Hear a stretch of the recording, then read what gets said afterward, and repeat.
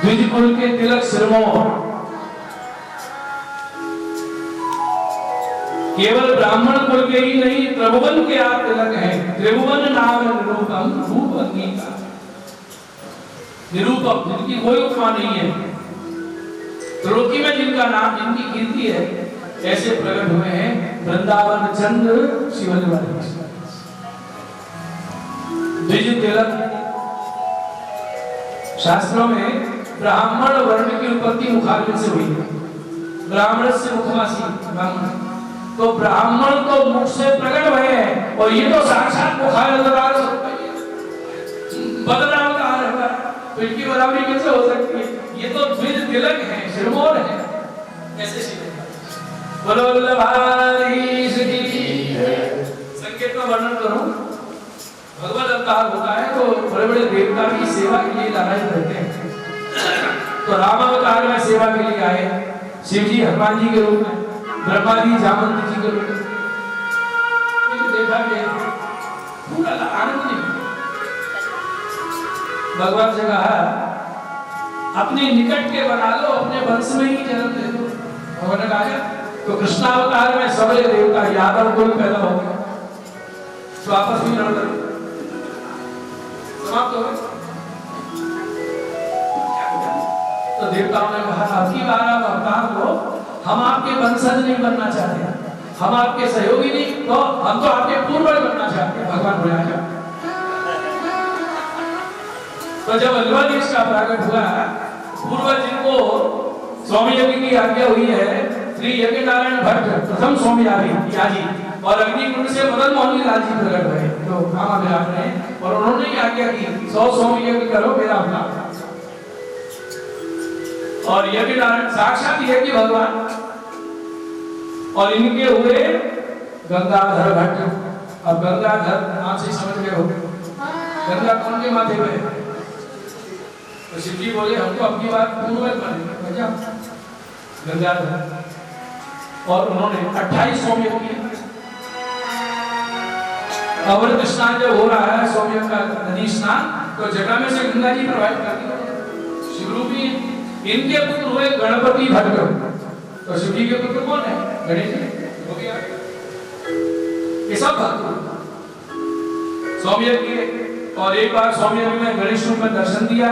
इनके भाई वल्लभ भट्ट जो साक्षात सूर्य देवता का स्वरूप है, एक बार मध्य रात्रि के समय सूर्य का प्रकाश कर दिया, आधी रात को सूर्योदय कर दिया।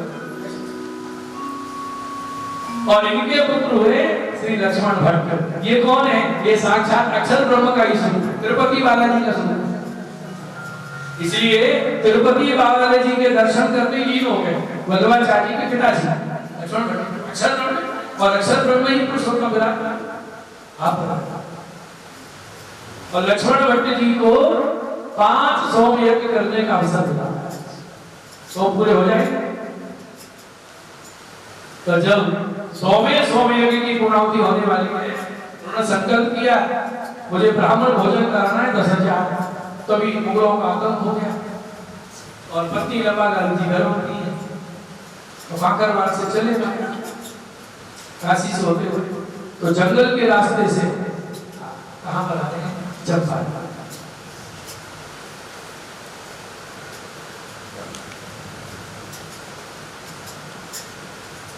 सात पासी गर्भ है।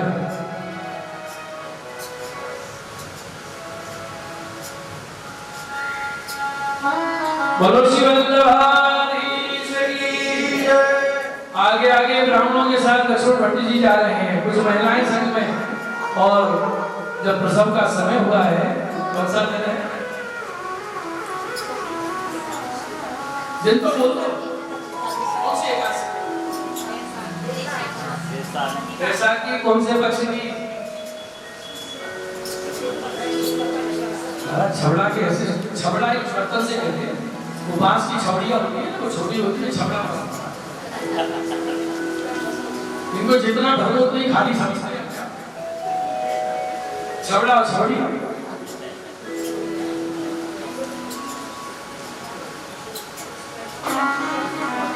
शिव वल्लभ का प्रकट हुआ, माता गिरी ऐसा कृष्ण एकादशी, बलुचरी एकादशी। प्रभु का प्रकट अलौकिक होता है। प्रकट भय, बालक को देख रही है, आसपास कोई नहीं, कृष्ण पक्ष में से अंधेरा होता है, तो बालक को हिलाए डुलाए, इस तरह से लगाए, कुछ नहीं, चेष्टा नहीं। अब इसको इतिहासकारों ने कुछ ढंग से लिखा है कि बालक चेष्टा सुन नहीं हुआ, माता को ऐसा लगा वैसा लगा। सच्चाई क्या है? हरिदास जी ने बहुत सुंदर श्लोक में लिखा है कि ऐसा क्यों दर्शन दे रहे हैं माता जी को। कोई इतिहासकार लिख दिया सप्तमासी है ना, इसलिए। अरे क्या रहस्य क्या है कि युगल स्वरूप राधा कृष्ण का युगल स्वरूप तृतीयात्मक जब भूतल में प्रकट भये, वल्लभाधीश का चित्त हमेशा कहा रहता है प्रति क्षण निकुंजस्थ लीला रस स्फूरित, हर क्षण लीला रस से पूरित चित्त है आपका। तो जब प्रकट हो गए, अवतार हो गया, तो भी चित्त कहाँ है? गोलोकधाम की लीला में। उनको ये भारी नहीं कि हमारा प्रकट उसी लीला में निरंतर माता को लगा कि बालक न हिल रहा है, न रुल रहा है, न रो रहा है।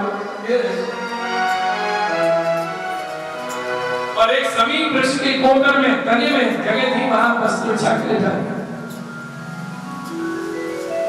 समाचार भेजा, लक्ष्मण भट्ट जी आए, जब उनको सामने आते देखा पत्ती लेके आई, और उसी जगह आई तो क्या देखा?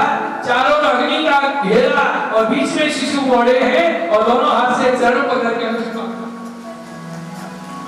कैसा दर्शन हो रहा है? आधा अंग नील वर्ण, आधा गौर वर्ण, मानो युगल स्वरूप एक ही स्वरूप से बना है। बोलो श्री वल्लभ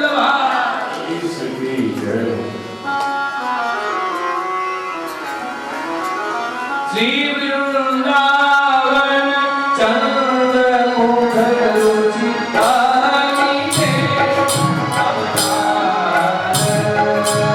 श्री वृंदावन चंद्र मुखर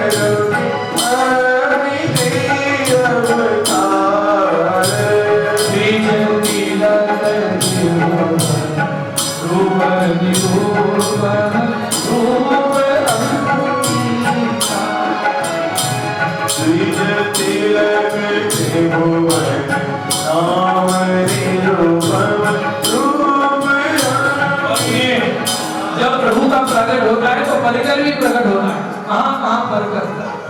84 वैष्णव, 252 वैष्णव, अष्टदशा सब प्रकट हो गए और श्री हरसानी जी पहले प्रकट हो गए।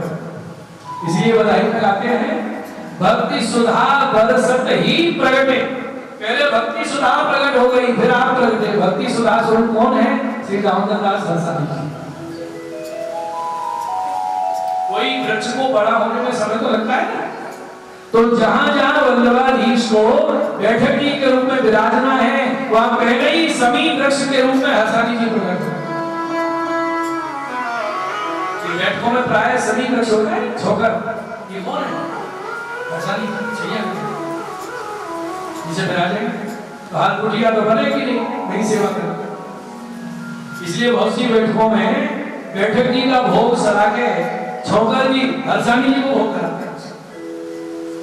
बहुत जगह कौन है? सेवा प्रकट होती है सेवा से। जैसे बद्रीनाथ है तो नारद जी गए बैकुंठ में, भगवान से बोले शेष सैया पे पड़े रहते हैं, अरे जरा देखो कितना सुंदर स्थल है उत्तराखंड, क्या भजन में मन लगता है? ऐसा है? हाँ, तपस्थली है उत्तराखंड। तो चल दिए नारद जी, चले ठाकुर जी चल दिए। लक्ष्मण जी नारद का जय कहा, अच्छे खासे कपड़े थे, शरण दबा नहीं थी। और भगवान आ गए, नारद जी ने कहा यहाँ समाधि लगा, ध्यान लगा, बैठ गए। लक्ष्मी बोली नारद जी क्या मिला तुमने समाधि से कर दिए? बैठो बैठो कितना सुना, मुझे सेवा करनी थी, चरण सेवा। तो नारद जी यहाँ करना चाहिए। तो लक्ष्मी कहीं यहाँ क्या करूँगा? तो लक्ष्मी बद्री वृक्ष बन गई। जैसे हरसानी जी समीप वृक्ष बन के पहले विराज गए, ऐसे लक्ष्मी बद्री वृक्ष वाले वेद का वृक्ष मैं छैया करूंगी और मेरी छाया के नीचे मेरे सामने। दोनस्तरंतर्गतम प्राणी विशद स्वप्रिये संश्लिष्टाम भयोर्बहुरसमयः कृष्णो हि यत्साक्षिकं रूपं तत्प्रतयात्मकं परमभिर्ध्येयं सदा वल्लभं। बोलिए वल्लभ।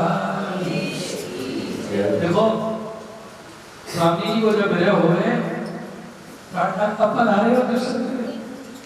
हे किशोरी जो मैं आपके भीतर सदा विराज हूँ, आप हृदय में झांक के देखो मैं विराज। ठाकुर जी बोले बहुत देर में पधारी वाली मैं तुम्हारे भीतर सदा विराज।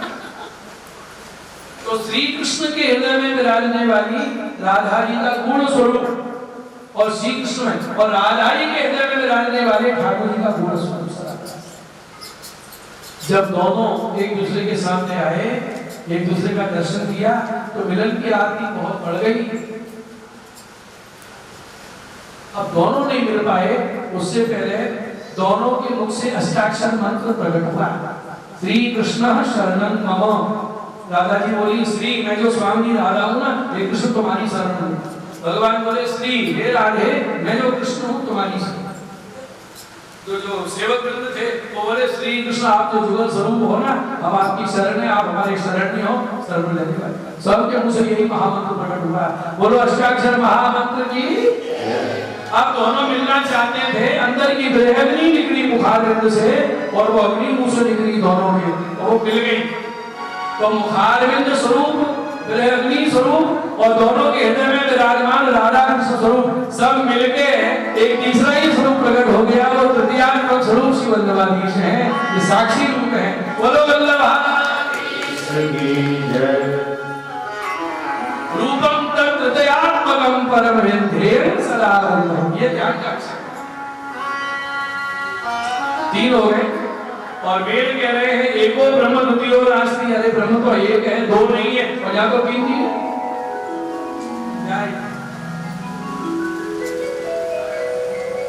लीला अकेले नहीं हो सकती, सब एकाकी न रमते, अकेले रमण नहीं कर सकता। एकोम बहुश्याम, एक से दो हो गए, अब दो से भी लीला नहीं हो सकती। राधा है, कृष्ण है और परस्पर प्रेम ना हो तो लीला होगी? संयोग योग तो होना चाहिए ना। ठाकुर जी बोले बहुत याद आ रही है मुझे, कौन की? कि मेरी। एक बार मुझे दर्शन करा दो। कौन का? कि मेरा दर्शन। एक बार दर्शन करा दो राधा रानी का। राधा रानी कह रही है ठाकुर जी का, दो होने चाहिए। अच्छा दोनों है और प्रेम ना हो, एक दूसरे के लिए विरह ना हो, लीला की इच्छा ना हो तो लीला होगी क्या? तो इन दोनों के बीच की जो कड़ी है, प्रेम भाव रस जो जोड़े हुए हैं, वो साक्षी रूप ही वल्लभाधीश। तीनों होते हैं तो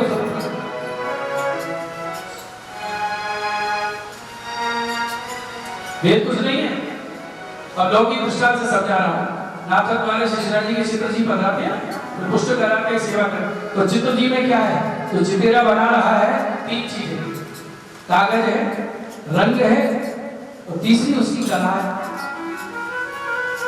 तीन चीजें, कागज, रंग, चित्र। और जब तीनों मिल जाते तो क्या ठाकुर जी है, तीनों मिलके एक है।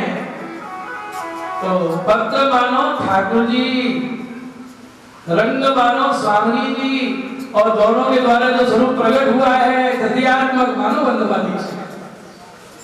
और घर में ठाकुर जी विराज रहे हैं तो सब स्वरूप उन्हीं में दर्शन होते हैं। अपने सेवी प्रभु के मुखारविंद का दर्शन, वल्लभाधीश का दर्शन है, वो तो स्वरूप आ गया।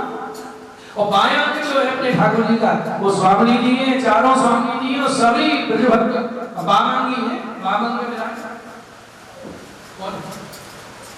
वहां भुजा पे गिरिराज जी धारण किए ना, तो ललिता जी बोली आपने कहा कि हो बामंग तो राधा रानी को है, उनकी कृपा से धारण हो गए बामंग। तो भगवान के बामंग में स्वामी जी का दर्शन, इसलिए झारी जी बामंग पर रही है, यमुना जी स्वामी जी। और दाएं में सब बाल गैया गोपाली सब परिकर।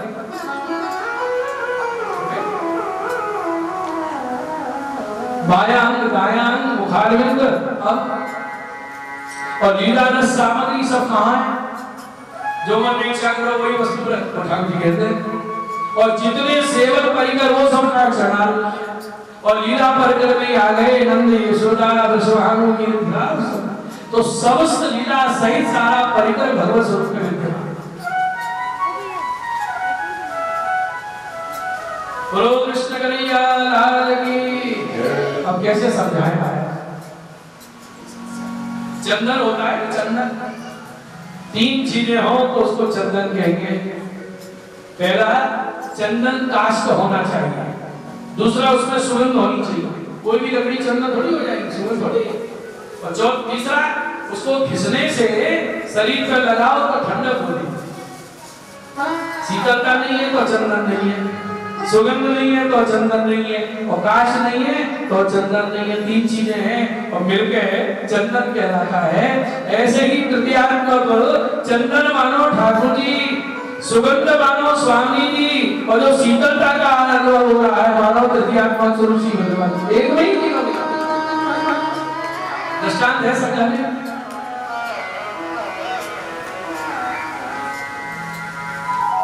माला का मोती, मोती में छेद और छेद में डोरा,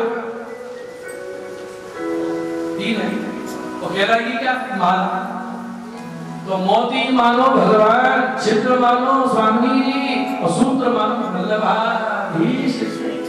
गले की जो कंठी है ना, तीनों ही स्वरूप विराज के कंठी बनी।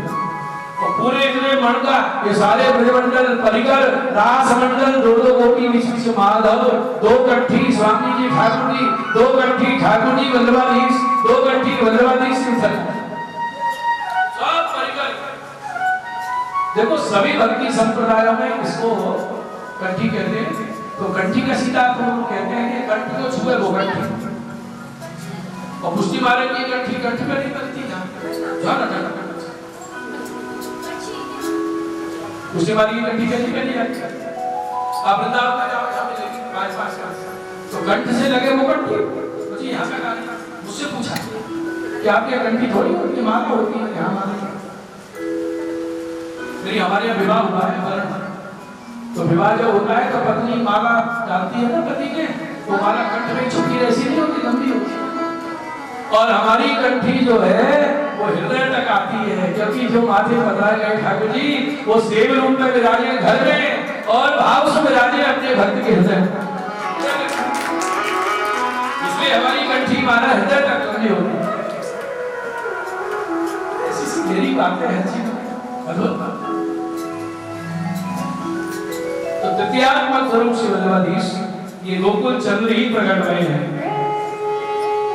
श्री वृंदावन चंद्र मुख रुचिया की श्री वृंदावन चंद्र मुख रुचिया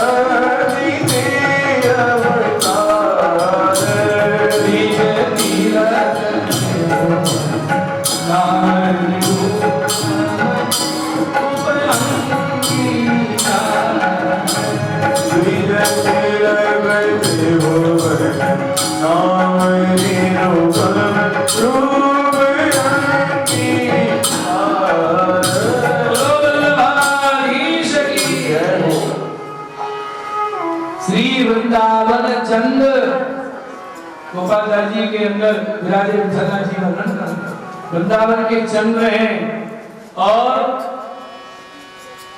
बद्रवाष्टक में प्रथम श्लोक में यही श्रीमद् वृंदावनेन्दु, वृंदावन के इंदु, इंदु माने चंद्र, तो यहाँ कह रहे हैं श्री वृंदावन चंद्र। देखो आचार्यों की वाणी, भगवती की वाणी कोई भेद है?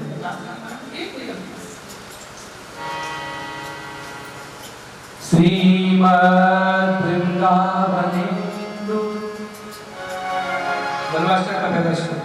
बलवाष्टक कौन को आता है? अब मेरे पास वाले की खबर आने वाली है, शास्त्री जी बार-बार हाथ में उठाया, आपको सब सच्चाई मानना है ना, क्यों उठाया? देखो जाकर पूछने से क्या है, गबला देकर जो सुनो समझो, तो समझा समझने का सहयोग बनता है। इसलिए बहुत सुंदर ग्रंथ है श्री वल्लभाधीश के चिन्मय दिव्य स्वरूप समझाने के लिए प्रभु श्री विठलनाथ जी ने कृपा करके दैवी जीवों को 3 ग्रंथ दिए हैं, श्री सर्वोत्तम स्तोत्र, श्री वल्लभाष्टकम और श्री स्फुलित कृष्ण ब्रह्मामृत, जिसको सप्तश्लोकी कहा जाता है। किसी का परिचय पाना हो तो 3 चीजें का परिचय होना चाहिए, नाम का, रूप का और गुण का। तो वल्लभाधीश के नाम का परिचय सर्वोत्तम स्तोत्र, रूप का परिचय अध्वाष्टा, गुण का परिचय सप्तश्लोक की स्त्री। तीनों ग्रंथ को सुनना चाहिए, जीवन में सुनना चाहिए। कभी योग बनाएंगे ठाकुर और तीनों एक साथ में, एक ही साथ में तीनों सेठा ऐसा मामला तो कर दूंगा ये।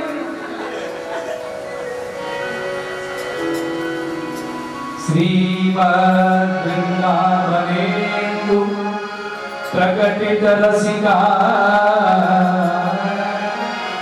नंद संदो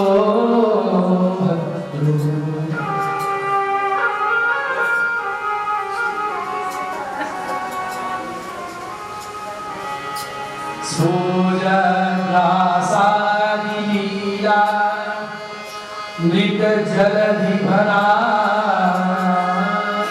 क्रांत सर्वोपि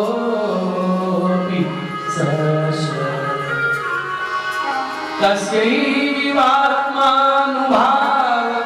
प्रकटन हृदय या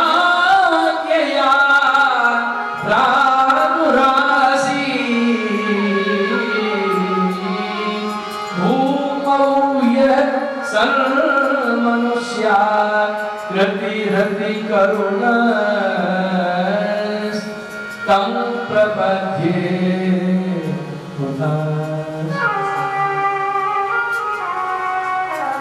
श्रीमद् वृंदावने।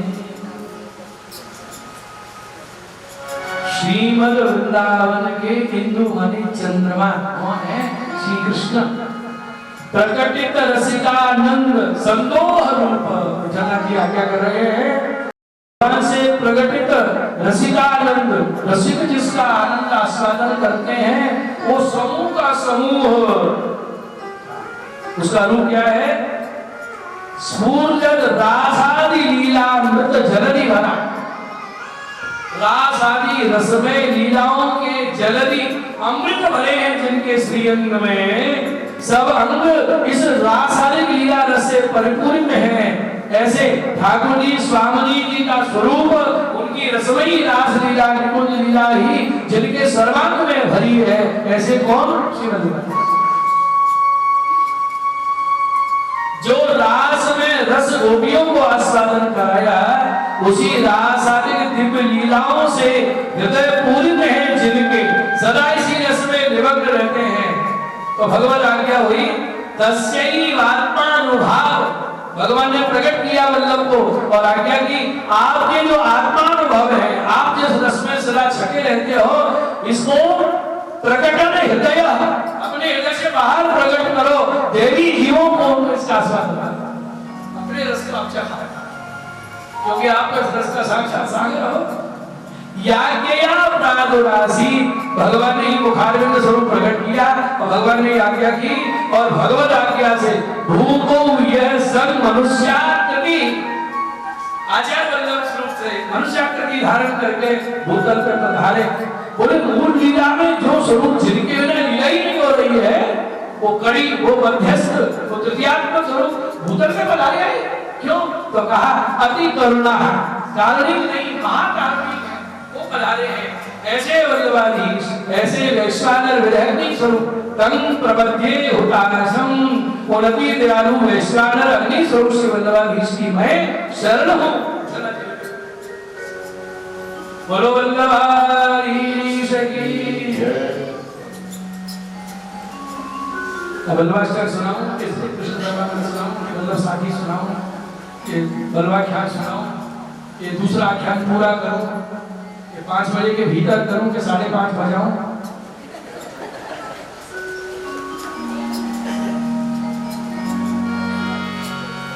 बोलो वल्लभ वल्लभाल की बात। देखो ये वैश्वानर विरहग्नि, प्रागट भी अग्नि कुंड में, और आपने इतिहास पढ़ा होगा तिरोधान लीला भी प्रकाश कुंड आकाश। ये अग्नि नहीं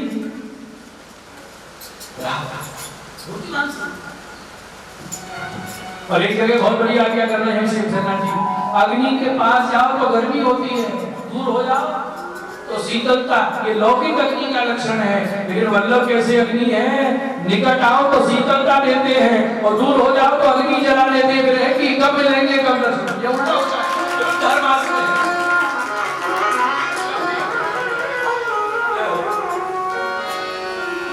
मात धाय सुत कोलियो, मात धाय सुत कोलियो, मोद मोद मन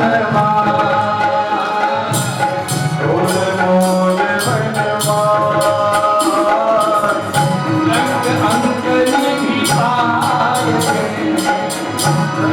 अंक निधि पाई गे, जैसे जाए आधार शिवन, जैसे जाए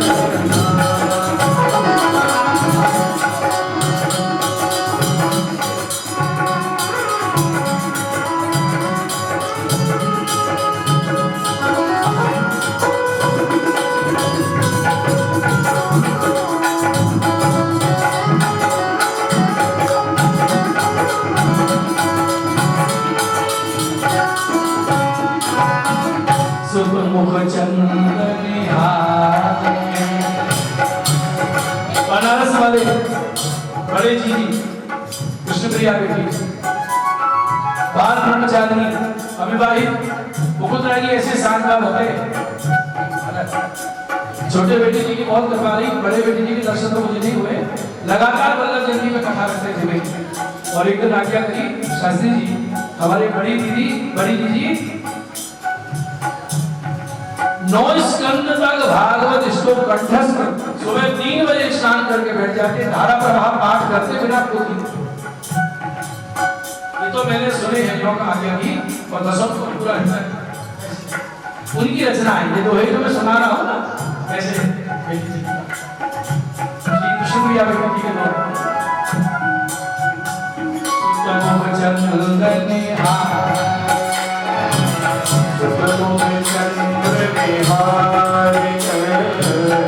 हर में कनन समाई, हर में कनन समाई, जो समुद्र शशि देखे, जो समुद्र शशि देखे, लेत लहर जलमाई शिवन, लेत लहर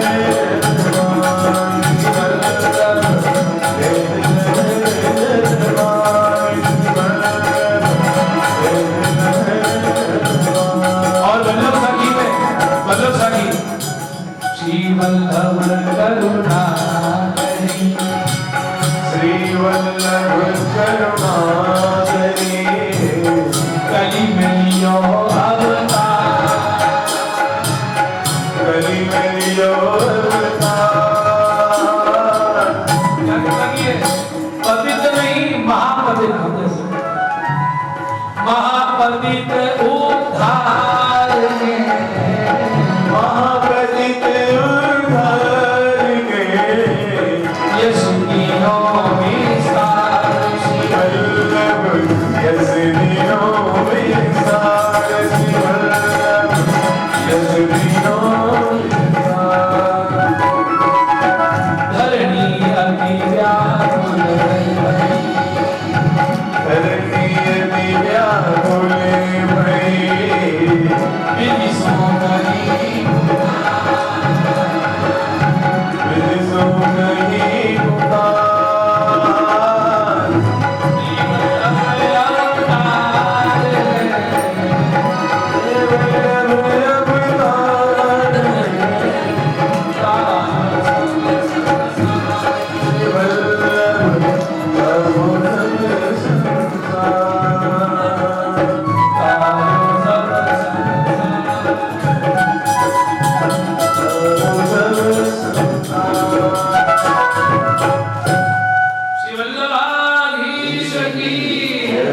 आज के आनंद की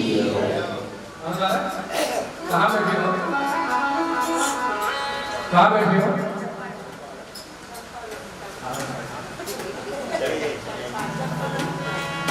देवलोक धूलि वादिया आनंद करे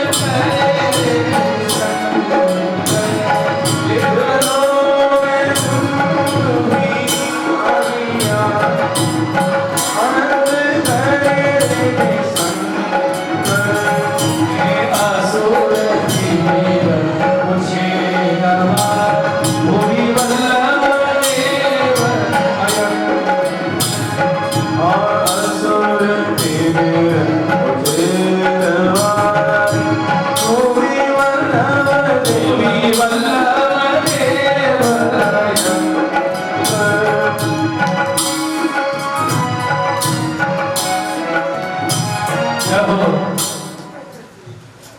देवलोक में दुंदुभी बनी ये तैयारी करती रहती है। भागवत जी में आनल दुंदुभी नाम है कौन सा सुना कभी? वसुदेव जी का नाम है आनल दुंदुभी, यही का नाम है। कभी नहीं सुना? तो क्या करें, आजकल वक्ता बताती नहीं है जैसे आनल दुंदुभी नाम क्यों पड़ा वसुदेव जी का कि जब सूरसेन के वसुदेव जी का जन्म होने वाला है तो देवताओं ने बाजे बजाए, दुंदुभी बजाए, तो जन्म से पहले ही दुंदुभी बजने लगी, इसलिए आनल दुंदुभी आने से पहले ही बजने लगी। तो नाम क्या रख दिया? और जब कृष्णावतार हुआ दशम की कथा है तो देवता ऐसे निमग्न हो गए महाराज के बाजे बजा वही भूल गए, तो जितने स्वर्ग में बाजे रखे हैं ये तो हमें बजा ही नहीं रहे आज, तो क्या हुआ? वो बाजे बिना बजाए अपने आप बजने लगे महाराज, अपने आप बज गए। वसुदेव जी के जन्म के समय देवताओं ने बजाए और भगवान के प्रागट के समय अपने आप बजे, और जब वल्लभ का प्रागट होने वाला है तब देखो बज तो रहे बाजे धीरे धीरे, ज्यादा जोर से नहीं बजाए, क्यों? कंस को खबर हो जाए और सेवा प्रभु को कष्ट देने के वो और तो कुछ करेगा नहीं सेवा। भाई भी वसुदेव जी भी भाई भी ये बालक होगा तो कहाँ बताऊं, कैसे छुपाऊं, सबको भय। और यहाँ तो कभी नगाड़े गंभोर हो रहे हो, कोई भय नहीं है। इसलिए गोपाल जी गा रहे आनंद करे रे निसक्त, निसक्त होके आनंद कर रहे हैं। कौन? देवलोक में दुंदुभी बज रही है, पहले बजाई थी, अब तो महाराज बजा बजा के विमान में बैठ बैठ के आ गई, आए देव विमानन चर्चा असुर तिमिर छेदवा वही वल्लभ देव भयंकर असुर तिमिर छेदवा। आसुरी जीवों में जो पाखंड का अंधेरा था उसको दूर करने के लिए, अथवा दैवी असुरोजनों के संग से उनमें भी अज्ञान का अंधकार आ गया, अंधेरा दूर करने के लिए चंद्रोदय होता है। तो आज वल्लभ देव भयंकर चंद्र प्रकट हो रहे हैं अंधकार को दूर करने। बोलो श्री वल्लभाधीश की जय, आज के आनंद की देखो प्रसंग तो ये कह रहा है कि उत्सव मनाना चाहिए, चंपारण में बैठे तो लेकिन बैठ लें पूरी कथा करके तब उठे, क्योंकि मैंने एक बार उठा दिया ना नंद के आनंद तो ऐसा आनंद हो जाएगा कि फिर बिठाने में हाथ जोड़ने पड़ेंगे, क्योंकि उत्साह ही ऐसा है। उस उत्साह में फिर भाग नहीं रखा, बहुत जगह हुआ नंद उत्सव में देखा मैंने, कथा नहीं करने देते, वो डलिया लिए बैठे गाड़ी लगा, वो फटाका फोड़, वो कंस आया है देवकी के भयभीत करने और शुरू हो गए, भैया भी खाती थी, तो उससे तो उत्साह इतना हो जाता है कि उत्साह होकर में सब भाग नहीं आता कि बस कथा छोड़ो हमें ना सुनो, इसलिए अपन बाद में आनंद हो। आज चंद्रूप श्री वल्लभाधीश प्रकट हो रहे हैं, और किस लिए प्रकट हो रहे हैं? बोलो वल्लभाधीश की जय।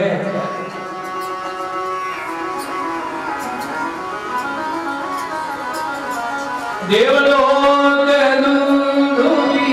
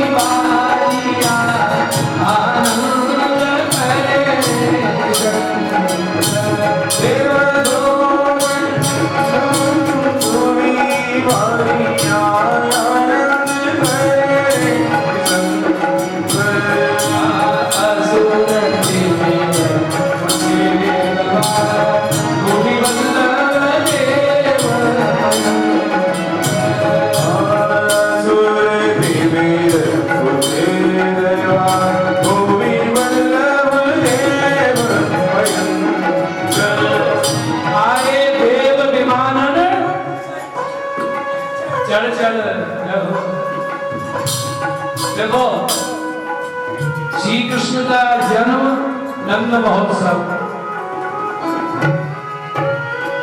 राम जी का जन्म रामनवमी उत्सव और वल्लभाधीश का प्रागट्य महामहोत्सव।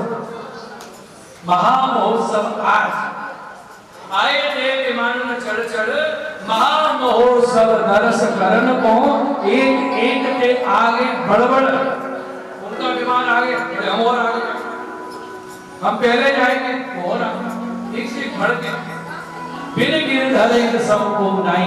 वल्लभाधीश की उपमा किसी से दी जा सकती है? केवल श्रीनाथ जी कृष्ण ही है इनके बराबर, दूसरा कोई। कहो तो बातें कछु गड़ गड़, सगुन दास प्रभु जन्म श्रवण सुन, देव असीस मुनि मंत्र पढ़ पढ़, आए देव विमान में जाए। और सब मनाएंगे अपने समय पे मनाएंगे। आगे आगे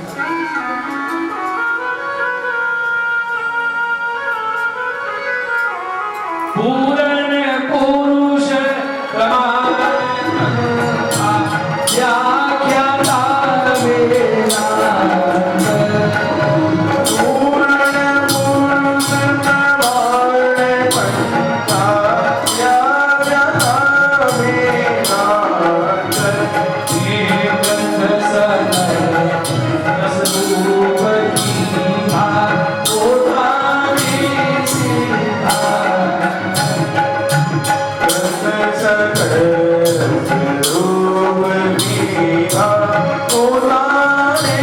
सीधा,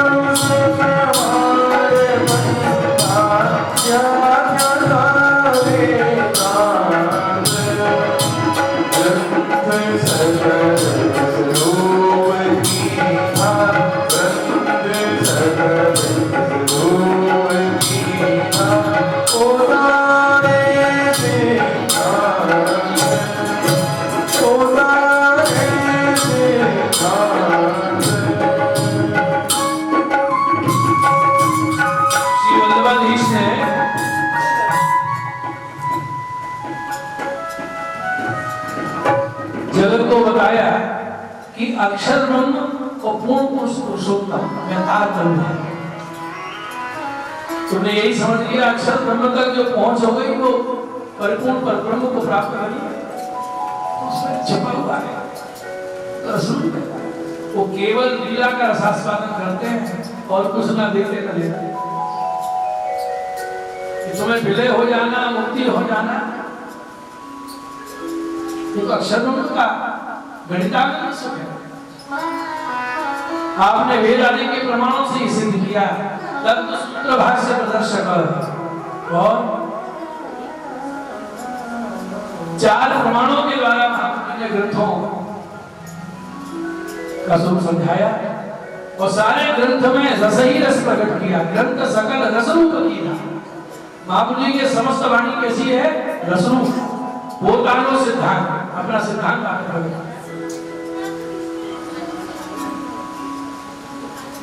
बड़ा जोर था मायावादियों का। जगन्नाथ जी के मंदिर में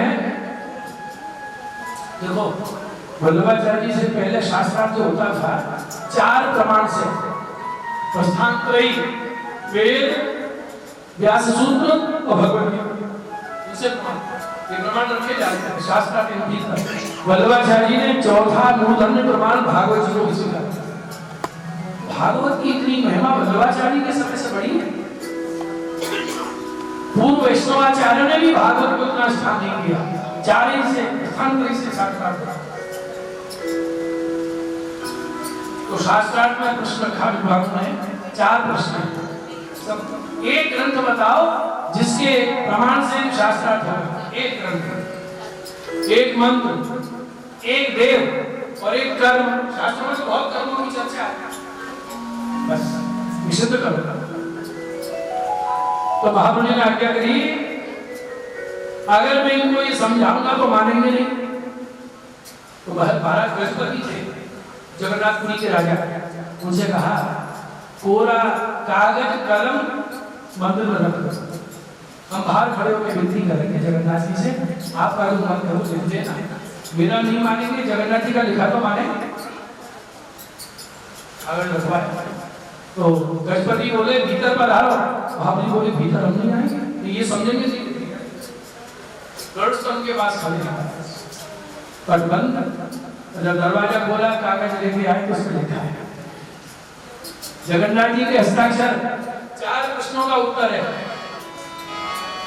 शास्त्र प्रमाण एक शास्त्र का, देवाली देव कौन, श्रेष्ठ मंत्र कौन सा और श्रेष्ठ कर्म। एकम शास्त्रम देवकी पुत्र गीता, एक शास्त्र के प्रमाण से शास्त्रार्थ होना है तो देवकी पुत्र के मुख से निकली वाणी गीता, गीता वाणी है, भागवत तो स्वरूप है साक्षात। किसी ने मुझसे पूछा भागवत जी बड़े कि गीता जी बड़ी, मैंने कहा कि तू ही विचार कर, हमारे लिए तो दोनों ही माननी है। भगवान को बड़ा छोटा कौन नहीं, फिर भी बता एक बता।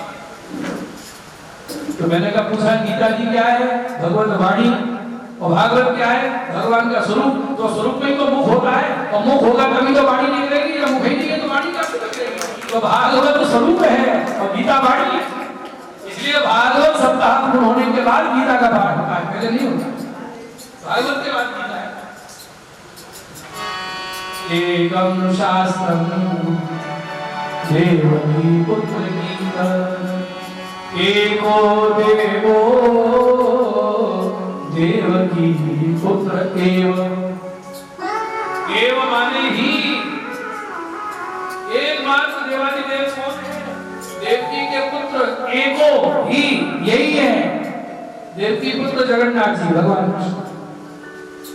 तो एक देव का परिचय, एक ग्रंथ का परिचय और मंत्र।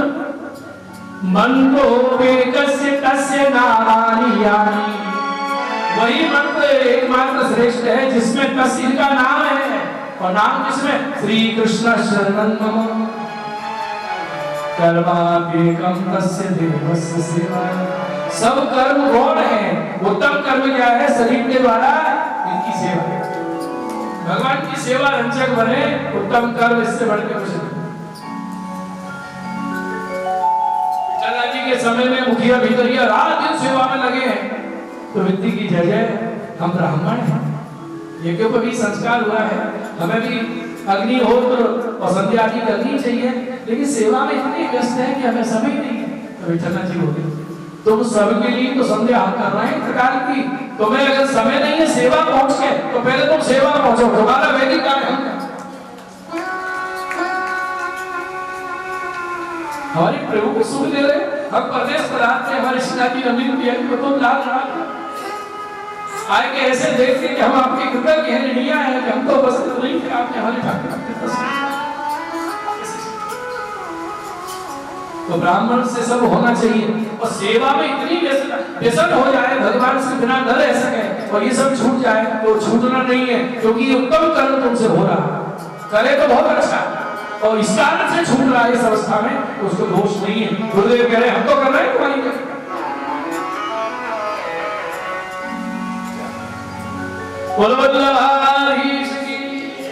जब पत्र लेके आए सबको सुनाया तो सबने हाँ कर दी, जय जयकार बोले। एक था तो नहीं माना, मैं नहीं मानूंगा, जगन्नाथ जी लिख ही नहीं सकते, क्यों, अरे उनके तो हाथ ही नहीं है। तो महाराज ने पूछा हाथ नहीं है तो इतना दाल भात करके हंसे हो, दुनिया कह रही नहीं, तो रथ यात्रा का पूरा खींच के रह जाएगा। आपने नाम को सुना, ये ब्राह्मण ऋषि अंश का जन्म नहीं है, इसका वर्ण संतान, इसको भगवतवाणी का विषय, ये सब ब्राह्मण देश निकाला दे रहे थे, बलवाचल ने रोक दिया, तो भी राजा ने गुप्तचर को भेज के घर से पूछवाया ये कौन का है अलग, तो माता जी बोली मैं तो ब्राह्मणी हूँ, ब्राह्मण की कन्या, लेकिन इसका पिता धोबी है। तब महापुरुष ने कहा यह पुमान पितरंग वेष्टि तंग विद्या धन्य रेतसम, जो भगवत वाणी नहीं करें वो ऋषि का अंश ब्राह्मण नहीं हो सकता, वो इतर अन्य किसी वर्ण का, अन्य जाति का संतान।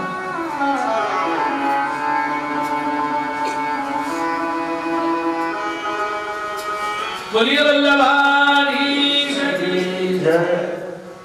तो महाबली ने कितने ग्रंथ प्रकट किए आज दिन में प्राप्त हैं? बोलो अणुभाष्य, नाम तो बोलो, सोधनी, शास्त्रार्थ प्रकरण, भागवतार्थ प्रकरण,